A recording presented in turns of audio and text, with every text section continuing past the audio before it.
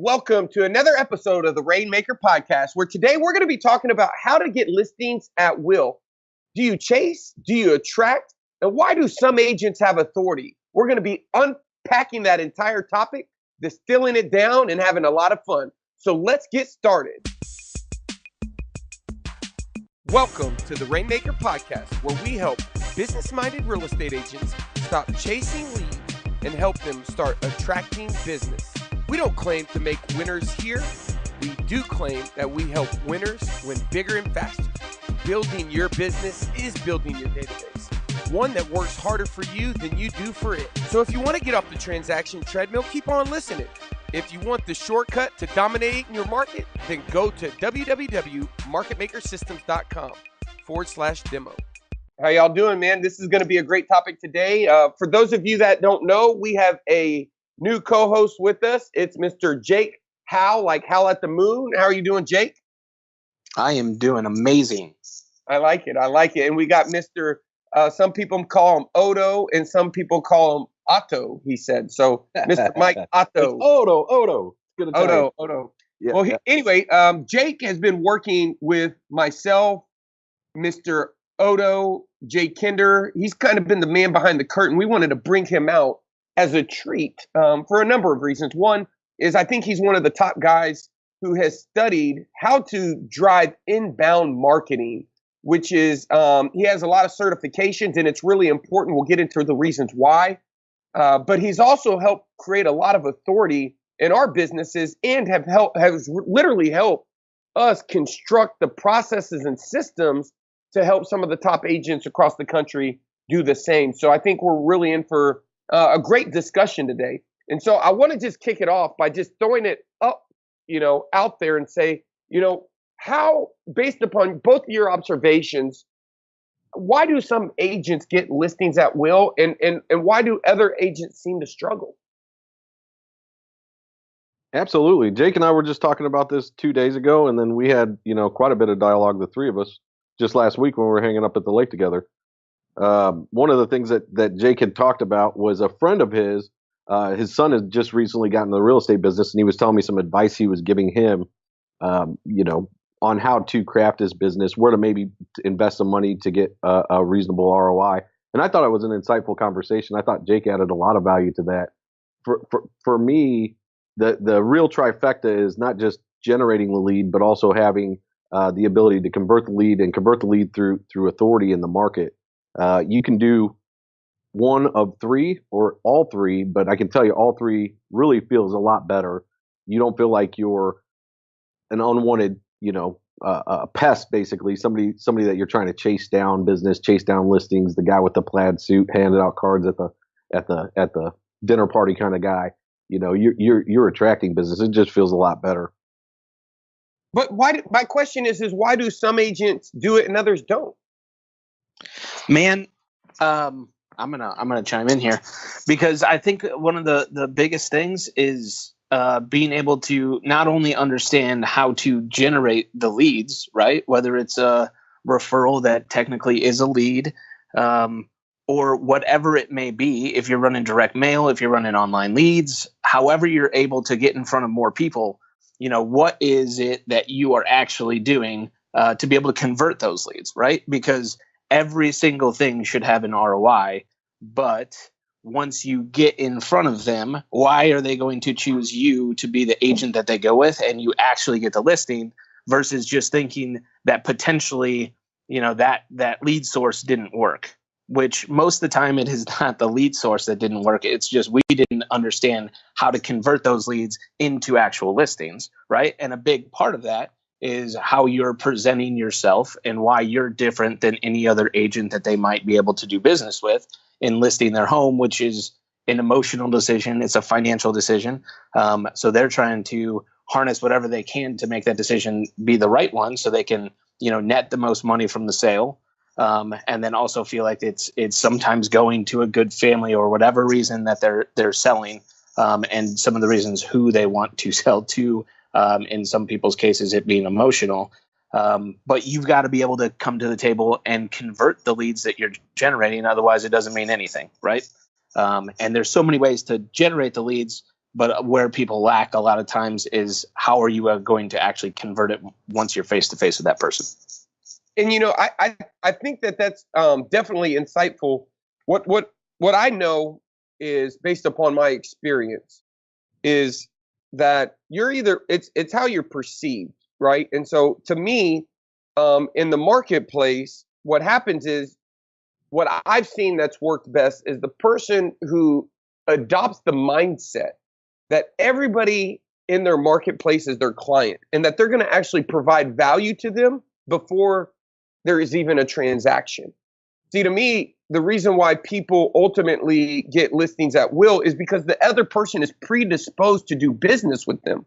I don't know if either of y'all have read the book by Dan Kennedy. It's a great book. It's called No BS Trust Marketing, the ultimate guide to creating trust in an understandably untrusting world, which is a great book. But I remember he talks about in part of the book, which was how to not be another salesman, right? And it was basically saying how not to look so eager. And he said he had a set of processes that were in place for him with the prospect and with the marketplace that had to take place before they became a client. So a lot of what I see is that people are looking for leads to have sales conversations with, instead of educating the marketplace in a way where people can consume their content, build trust with them as it relates to their subject, whatever they're the subject matter expert on. Therefore, said differently, being repositioned in the mind as the person they need to go to, right? So if you see the agents that are getting listings at will, for me, there was a day that I took a listing every day. My assistant called me one a day. But it wasn't because, I made 18,000 calls a week, which is a great way to do it. You can do it that way. It's scalable. There's benefits to it.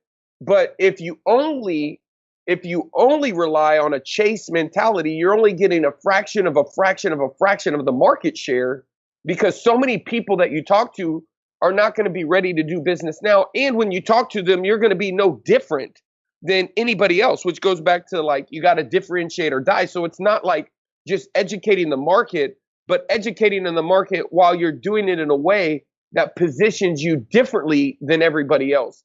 And when that's done, and I'll give you a mental model for this, okay?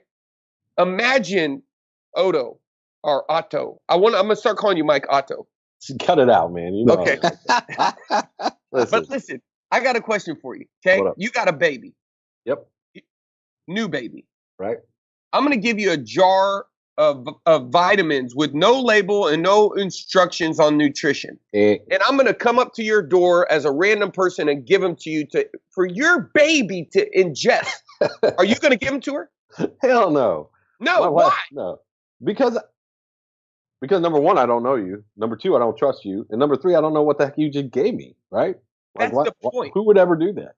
I wouldn't even do that from the store. Think about that's going through our body where we are trying to protect ourselves, right? Yeah. When you're trying to protect yourself, your family, and people are just saying, hey, listen, take this pill. I promise it'll work. There are dumb people out there that'll take a random pill and be like, holy moly, this is amazing. I'm dizzy and I'm seeing mushrooms on the wall, and they like that stuff. But for most people aren't going to do that. So what you have to do is you have to create a website, and you have to tell them the power of mixed, milk thistle, or, maybe the pill is designed to remove inflammation. But there's a lot of pills that are designed to remove inflammation. And if you right now, I'll just take one that'll make the baby sleep. Okay, so take the baby. Maybe that's it. But maybe there's not even a pill required. Maybe there's a set of maybe there's a different way. I remember going through one of Frank Kern's. This is funny that you said that. Frank Kern has a video on YouTube where he literally talks about how to make a baby sleep. You remember this, Jake? Have you seen this video? It's called The Big Idea. Yeah, I have. It's called The Big Idea. And what he does is he takes a lady out of the audience and says, what do you do for a living? And she says, I help people make their baby sleep. And he says, great. Which he says, share with me how. And she goes, well, back in the 1400s, kids didn't have a sleeping problem. And he's like, really? Why? And he said, because when a baby cried and a baby did this and a baby did that, we didn't have all of these things. And she goes through an entire set of articulated reasons, right? And research on why the things we do with babies today were the exact opposite. And there's a natural way to get a baby to sleep. And he was trying to explain to people that you can be in the business of making babies sleep, but it's not that you're in that business. It's how you articulate your methodology, your philosophy. And what happens is, if you really have a good way of doing that, then not only are you going to help educate that person in a way where they're like, holy moly, that makes sense. This guy's got research. So my point in the milk thistle are putting something that you're going to indigest. When you are selling products and services that are physical and that are in a highly competitive world, like the art of selling protein. I mean, shit, you go buy chocolate protein right now. The way they buy it is, can I get a dog food bag full of it for $1? Right? Who wants to be in the business of selling protein by the dog food bag for $1? No, you got to sell what they call is, like Woods was telling me yesterday, collagen protein. You got to sell bone broth protein, and you got to say why your protein's better. And that's the point. The point is that you got to educate the market on what the hell bone broth is in the first place, why it's different than all the other things, and then continue to do it all the way down to the pain points. And Jake, I know you're probably chewing your arm off because you are certified on inbound, and you know when someone gives you those types of handles to the luggage, you can start to build subscribers and start to build an audience. So like one of the biggest things that you got to do is focus on the content, right? And so what we want to do is double down on content, but not just content to get content out there, right? Which is a mistake that a lot of people make, which is just about getting things out the door, and it's not quality, which actually hurts your reputation, your authority. But being able to get quality content out, right? Things that are relevant to your potential audience or the audience that you want to break through if you don't have an audience currently. But it's all about building a subscriber base that you now have a database building up, and you start getting easier and easier and easier results because you start having a database of 1,000 people and then 5,000 people. And then you got 10,000 people in there. And now when you release a blog post or a good video that you put on Facebook that you have all of these followers, you're starting to get immediate results. And not only are the results happening in terms of you getting in front of more people, but when you get in front of more people, they're like, oh, hey, you're the guy that I watched the video of, right? Like they already have trust with you because you're building authority in a way that is way easier than it was 5 years ago, right? Like social media has made this way easier for us. The internet has made it way easier for us. Every single year it gets easier to be able to do this without having to spend boatloads of money. Like I go back to thinking, and when you were talking earlier, it was making me think of a story that Jay told probably 5 years ago. But he was talking about him being on the radio, right? So the radio is not a small investment, but he was at the point in his business where that made sense to do. And he wasn't sure if it was going to work because he wasn't getting a whole lot of leads from it right away. But he had the 10-minute spot at 7:50 to 8 a.m. on a country radio station in Lawton, Oklahoma, which is probably well listened to. But he was getting a 10-minute spot, right? That was him just adding value with real estate content, right? And it was just talking about the market, talking about Lawton specifically. So he's starting to build authority for people that didn't already know him, even though he was doing a lot of deals. And he said the one moment he knew that he was making a very good investment was when he was at a listing appointment. He was sitting down at the table. He was getting into his listing presentation. And like 2 minutes into it, the guy at the kitchen table, the husband, stopped him and said, hey, I got to stop you. I just got to tell you, you sound exactly like you do on the radio, right? Like he could have just stopped right then and been like, okay, here's the listing agreement, right? Like he didn't have to do anything. It was already won because he had the authority, he had the trust, and it was just because of good content that he was putting out on a regular basis. You know, he had become a celebrity in his marketplace. Money moves to celebrity. Yeah, it does. But one of the things that you got to realize, and this is, I'll never forget when I first started looking into, First of all, he had a strategy, which is important for people to know. He created a strategy long term that made it sustainable, and why he did it for years, and a lot of other people were able to duplicate it. And like you pointed out, he knew his target market. One of the things that I think is important for people to understand that we learned was that that you want to focus on the customer's pain points with your content, but if you really, really study content, focusing on the pain points only gets you to the front door. So, if he goes out on radio and he puts content out there, that's only getting people to the front door. You have to have a content strategy that's going to allow you to build relationships with people over time. I think what people got to understand is where the problem is in real estate is that we don't have a problem getting people to the front door, right? We know expireds, we know for sale by owners. We can find out people who are thinking about selling. Mm-hmm. In working with a buyer, what I noticed was that when I would talk to an agent and the buyer said, yeah, let's go look at houses, in their mind, they would say, oh my God, I'm so happy. I did an open house and found someone who's approved. Well, I was talking to a lender who's sitting in the office down the hall. His name's Rob. He drove in from Oklahoma. And I was talking to him. I said, how are things going? He said, man, we're finally getting things to start closing, loans to start closing. And we got a lot of people that have been approved that are still looking. The point that I'm trying to make is on the buyer side, is I've heard these stories since December of all of these people that, oh, I got another one. They're approved, ready to look. But that don't mean anything. Okay. But our dopamine, I've been on an open house and someone says, yeah, I'm looking to buy, but I'm not working with the real estate. You're like, got one. Yes. Okay. And you feel when you go home that's a victory. And that's the false positive. That's the false positive, because the truth is, unless you track the number of people that you actually go through, that just like when you talk to somebody on the phone, and just like you go onto a listing appointment, that not every appointment turns to a listing, and not every listing turns to a close.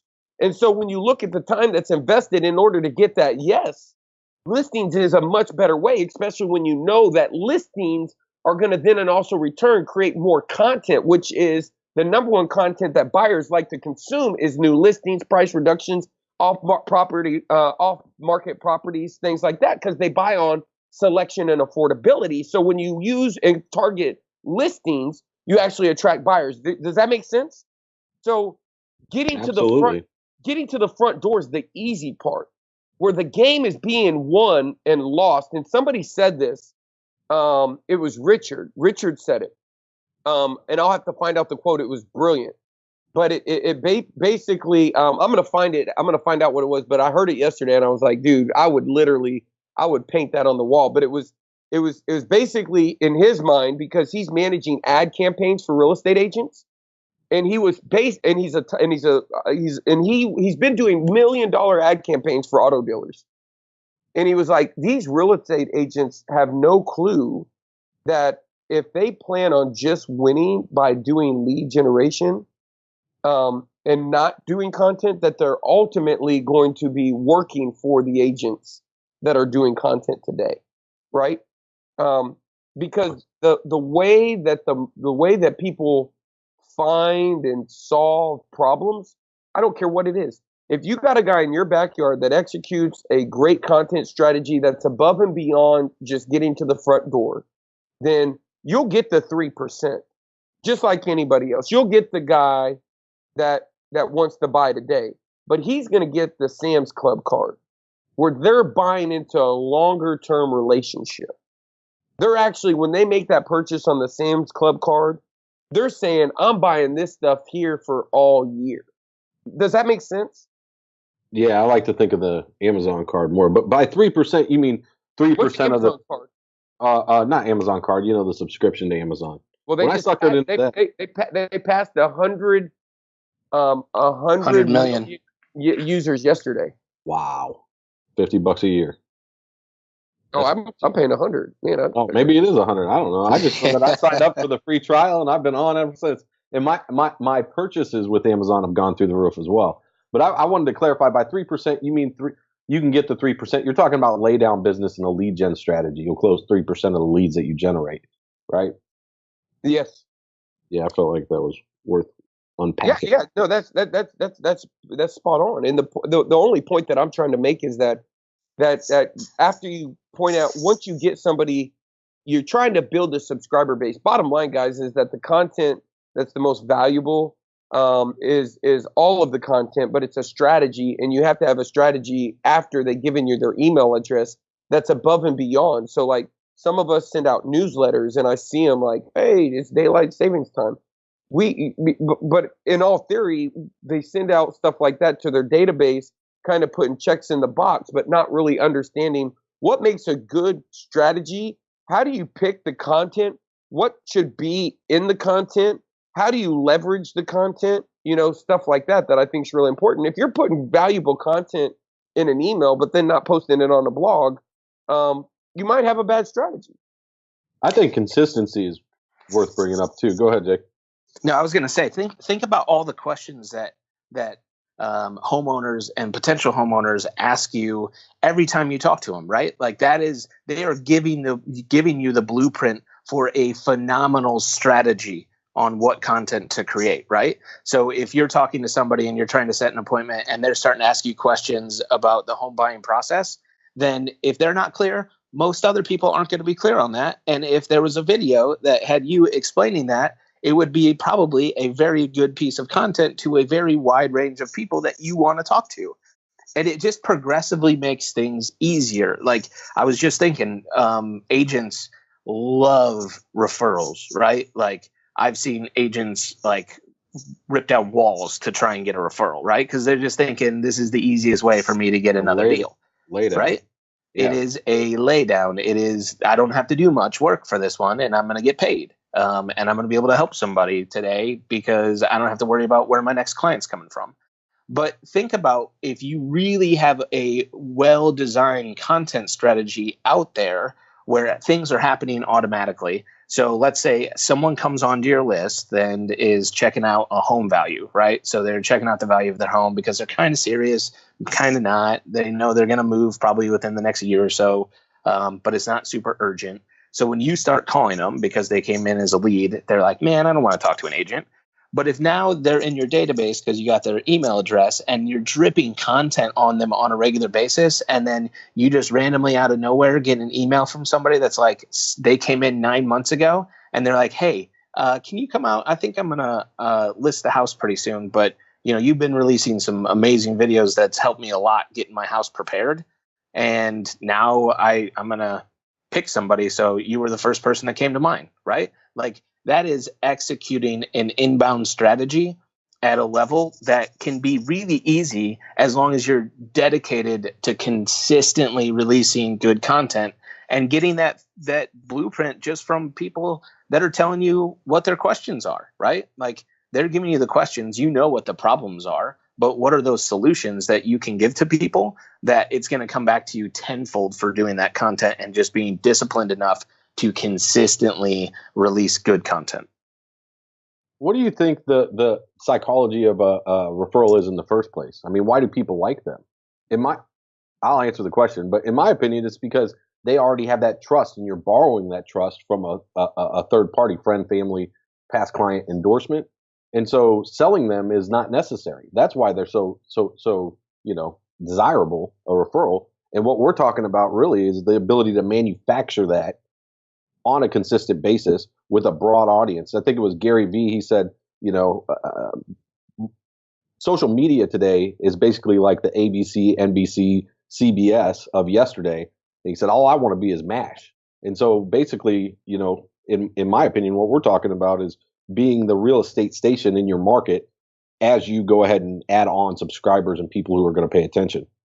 Right. And you just made me think of another story. Like, Tatum. So we've always taught people, as long as I've been around, to use these magazine tear sheets that we've been able to produce for people. That's borrowed authority, from us, but it's able to create instant authority that, we tell people to send out pre-listing packages or whatever, where they don't even have to read it. But if they see a picture of you on the cover of a magazine, there's instant authority that's built no matter what. Right. And you were just when you're talking about, why referrals are laydowns, like, I just made me think of this Facebook post that I saw probably about a year and a half ago.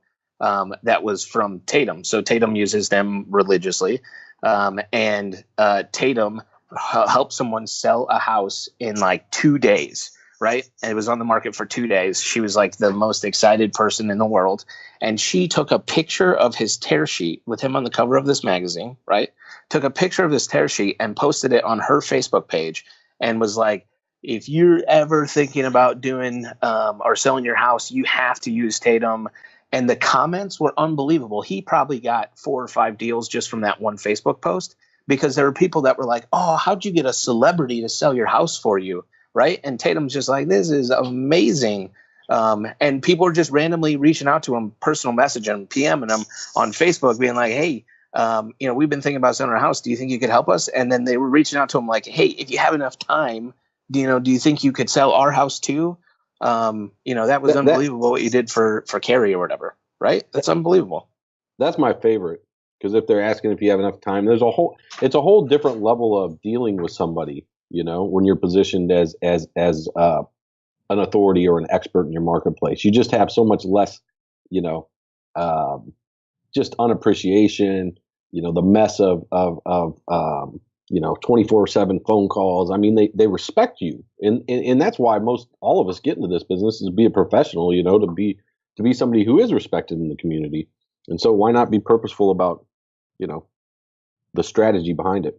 Right. And there's no coincidence that, like, I've had conversations with you, with Michael and with Jay, all independently, but it's all similar stories where, like, you would go to a grocery store in the Lake of the Ozarks and everybody knew who you were. Right. It's been years. I still have that happen. Right. It's crazy. crazy. When's the last time you actually went out on an appointment and sold a house in Lake of the Ozarks? Right. They still know Mike Oddo or Otto, depending on who you want to make angry today. Right. If they actually know. Go ahead. and then same thing with Reese. There was some lady that told him that she could wallpaper her entire bathroom with his postcards, because he was sending so much direct mail. But it was like he would go out to restaurants and people would be like, "Oh, you're Michael Reese. I know you. You're the real estate guy, right?"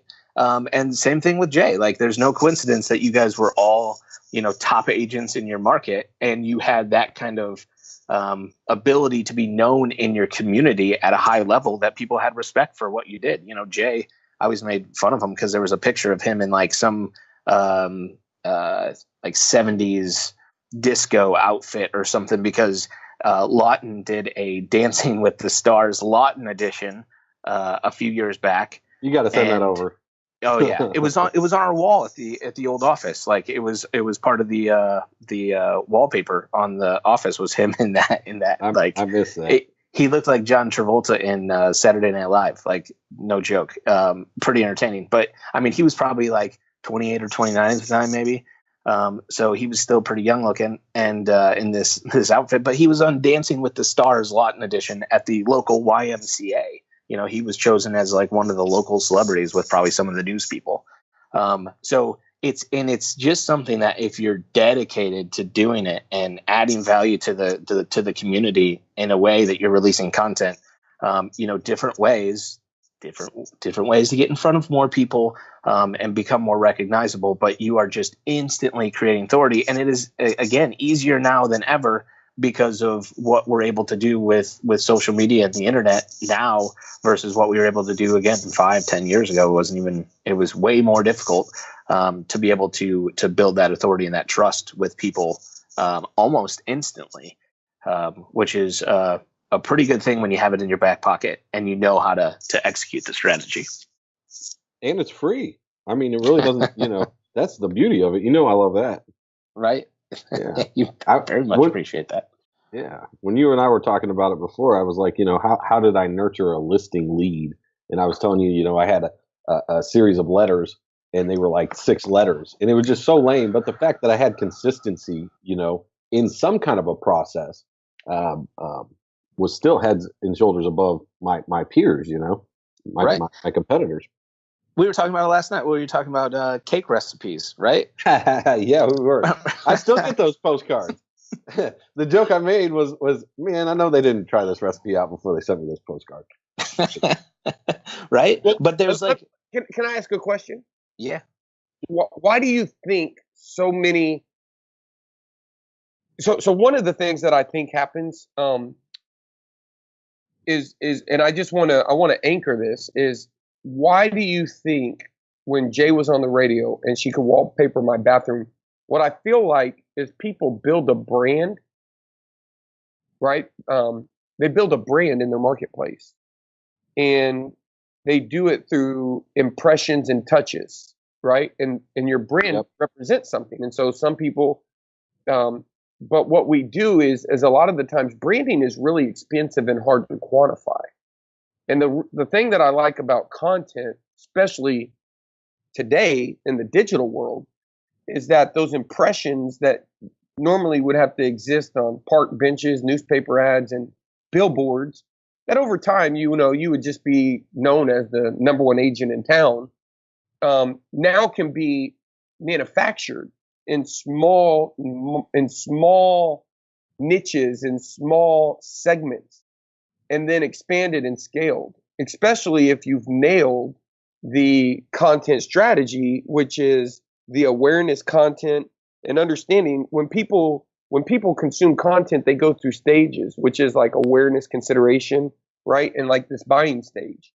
And so, for me, I think, in my opinion, I think that agents don't know what they don't know. Exactly what, in my personal opinion, is they learn direct response. A lot of these platforms went out and scaled it for them. But at the end of the day, they didn't get into real estate, become best marketers. And the ones that do build teams and hire agents to work for them on a split, because they offer a value proposition that supersedes either something they think they're good at, or literally good at, or don't ever plan on becoming good at, right? It's like playing the guitar. And so my question specifically, and as y'all were talking, you can set up listening post, and what I think happens is, I think when it's like shooting a video, okay, or doing a podcast, you have to come up with a topic, right? So there's the actual process of having to usually think, and so I'd like to talk about the pros and cons of that, because I think one of the biggest things that I know I realized was that you want to be, if I'm going to do content marketing to generate an inbound strategy, then I'm going to lay golden bricks. And what that means is, it's not about the quantity, it's about the quality. What do y'all have, in regards to, Yeah.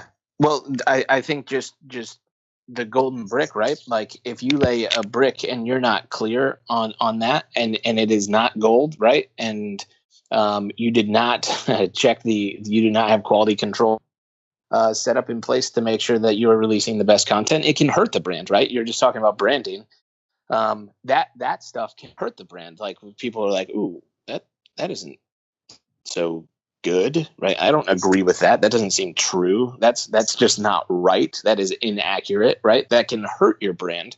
And you can actually do the exact opposite of what you're trying to do. So you've got to make sure that you're a true expert, which means that you are keeping up with everything. You can't just get into real estate and not pay attention to any of the trends, not actually conduct any transactions.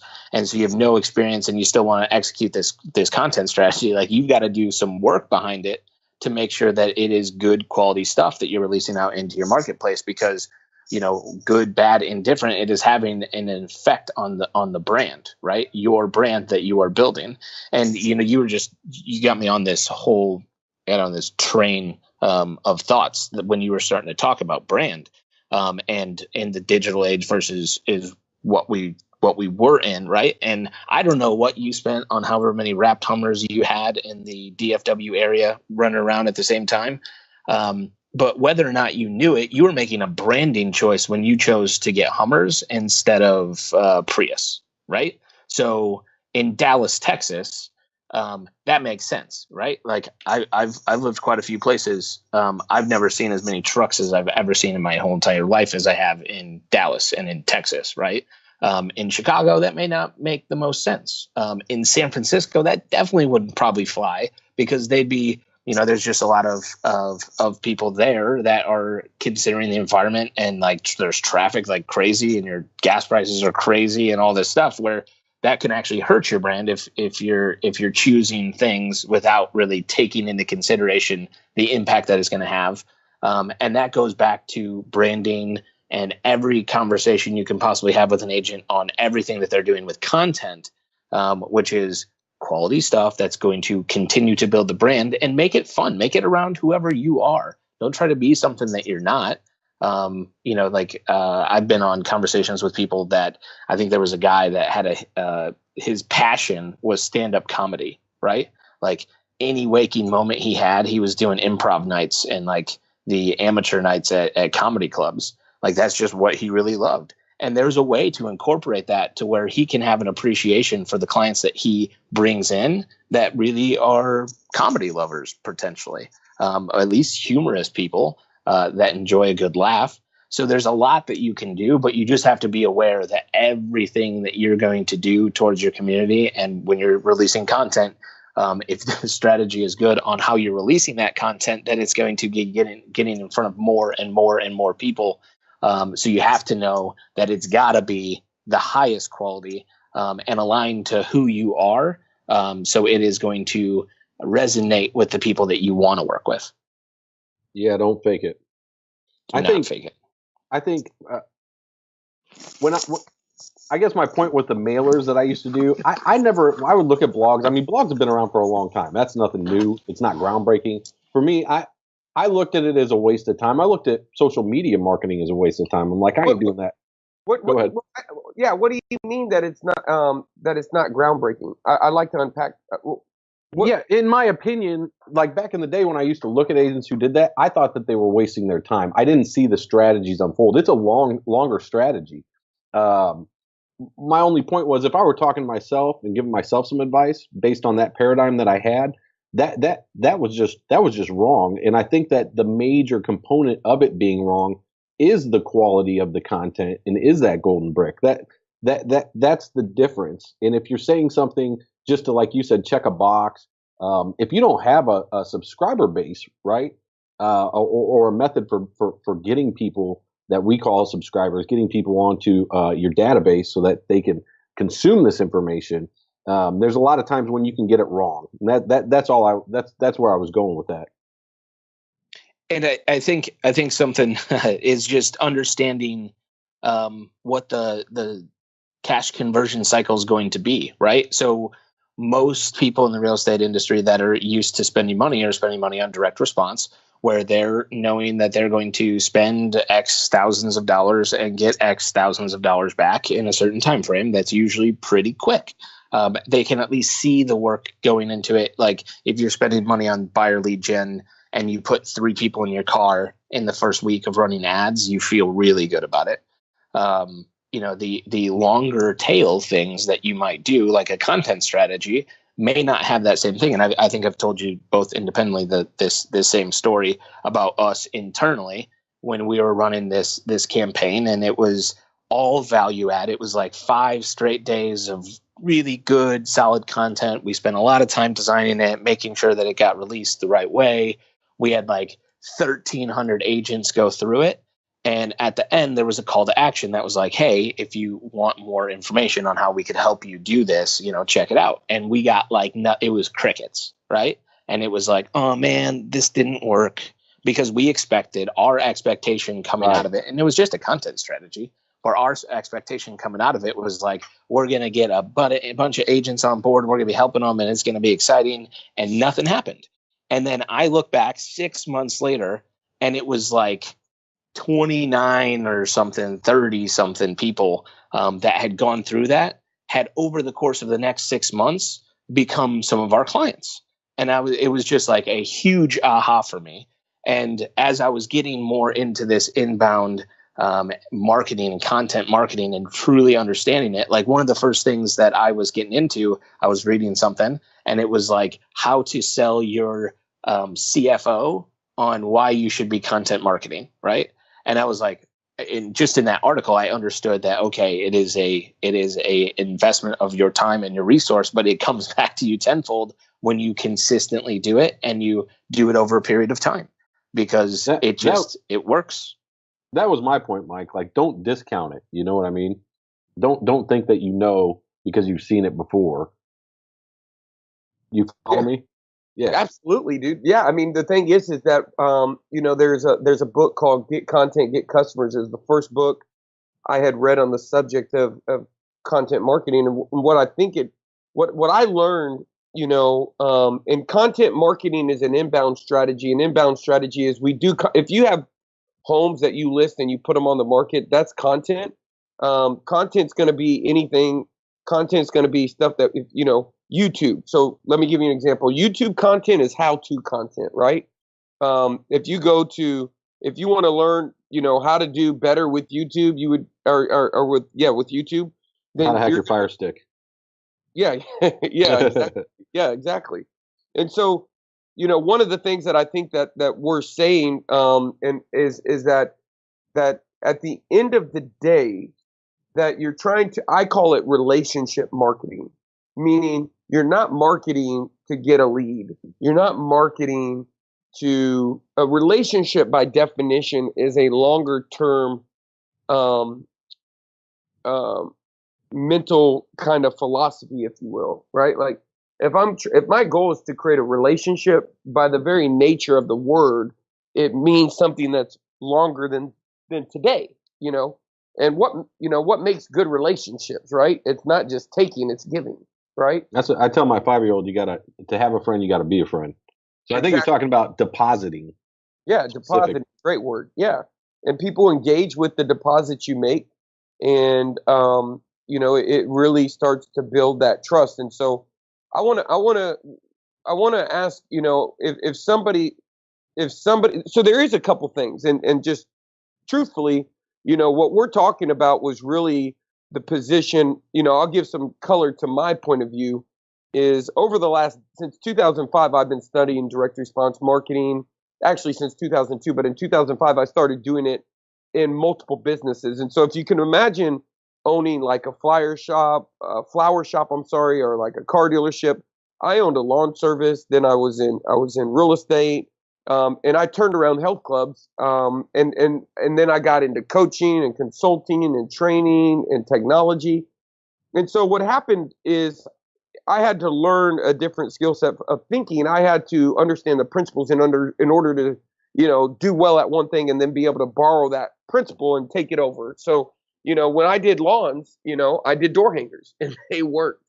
But when I also did, when I did real estate, I did door hangers and they worked, right? And the same thing, if I did a lawn and did a good job, or if I did in the health club business, if I helped the person get into shape, they'd bring friends. So referrals work the same. And I learned to connect those dots from working with Jay Abraham, that basically said that in every business you have success principles and failure principles. And you're responsible for understanding what success principles and for failure principles you're obeying. And your goal is to remove the failure principles and then be able to identify out in the marketplace people who have other success principles and be able to borrow those over. And he says, borrow and funnel those over into your business so that you can model them. And so one of the things that I remember is I worked with a lot of people that really focused on helping in 2005, from 2005 to 2008, was helping people be productive online. And the context was most people had the problem, if you will, would have been, are you using your big franchise website? And how many homes are you selling? And content that was in the marketplace was like how to make $60,000 a year guaranteed off the internet. Well, people wouldn't really respond to that content today, but back then they did, because so many agents weren't online. And if they were, it was just as a result of when they got onboarded to their brokerage, they got this stamped website that they never logged into, never looked at, and didn't even know what it meant, right? And so you fast forward through that time, people started adopting and making better solutions for people. And I would say it really happened outside of the industry. People saw an opportunity in real estate to create direct response websites that would allow somebody to have, the 7 secrets and the reports and stuff like that, which were really at the core of, some of the best marketers' methodologies at the time. And those worked within offline, and people started, and one of the founders of that era was a friend of ours, and he was supposedly given the title of the guy who created the opt-in. That was when on a landing page on the internet, it wasn't customary, and this is predating the very first story. A guy had and he actually he's a very smart guy, but he created the opt-in, which was, how do you put a landing page up and what we call now is a lead magnet? How do you make an offer to the public in exchange for their email address, and then build subscriber lists? And people, whether it was back in the day like Sears, where we had, catalogs, people have mailed things to people, whether it was physically mail or email. And email created an opportunity in the marketplace that some real estate agents have taken advantage or haven't.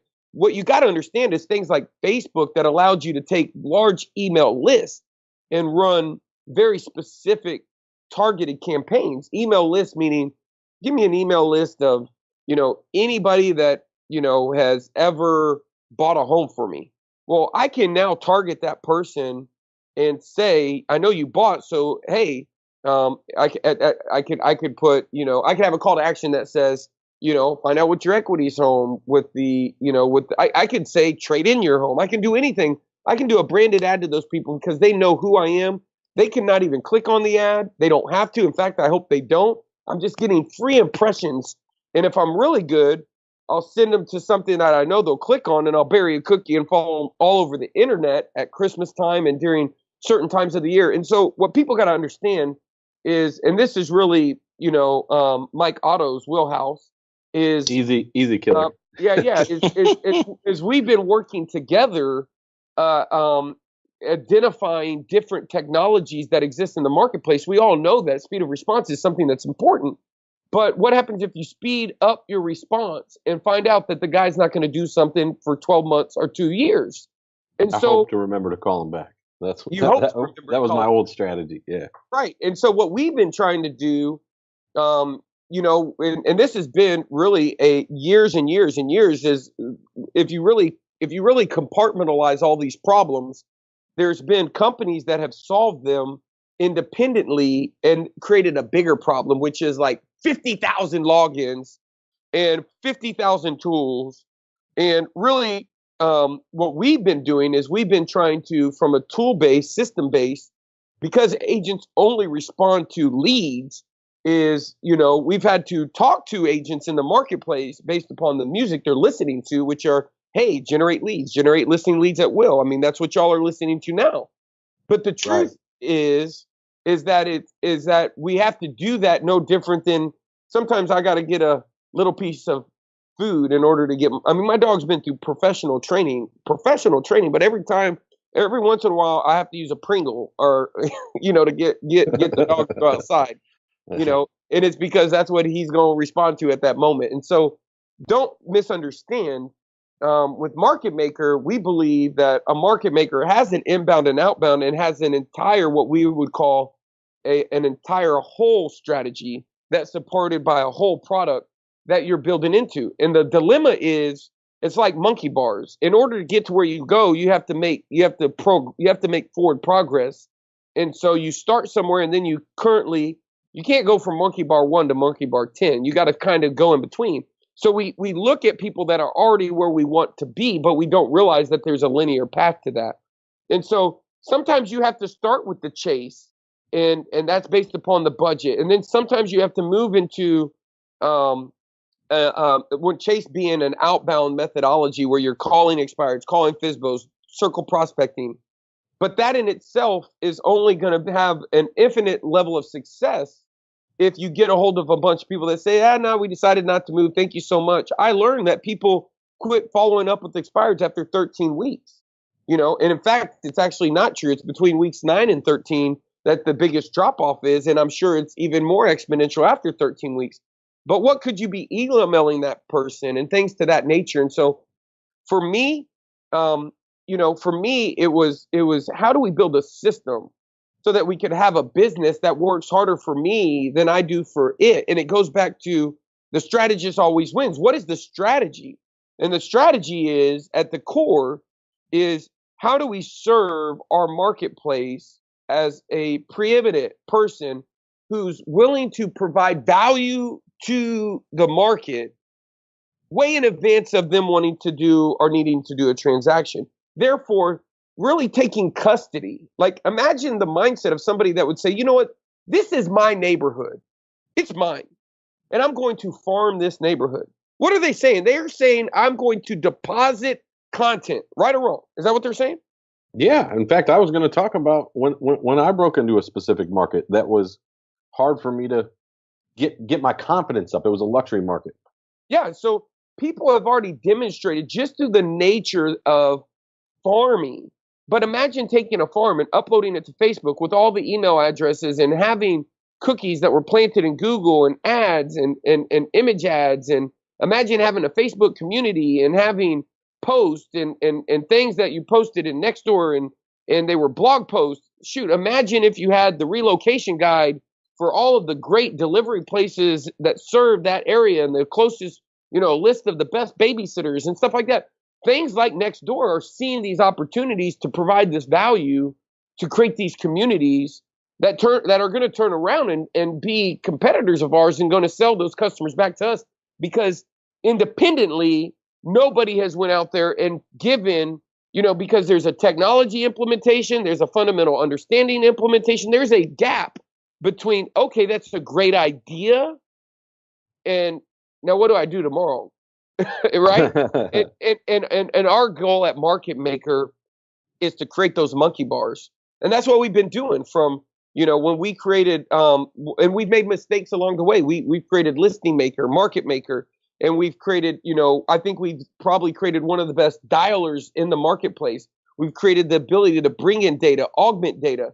But if someone's augmented data and bringing in data, it's like they're calling expired or FISBO or doing circle prospecting, but grading it against radio lead, that's completely different, And since most agents that are solo agents that are, what we would call trying to get into the pros, they're trying to learn these things, and some of them get it and some of them don't. And it's podcasts like this where we're committed to decoding and explaining the strategy so that you can say, okay, I see where I'm at and here's where I'm trying to go.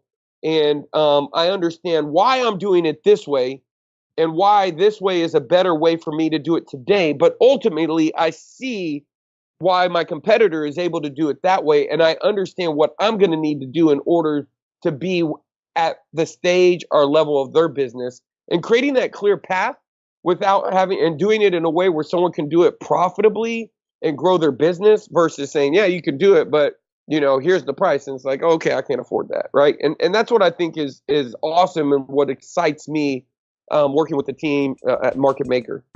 All right, everybody, go out and make the market, take the market. We appreciate you, and we'll look forward to seeing you on the next episode.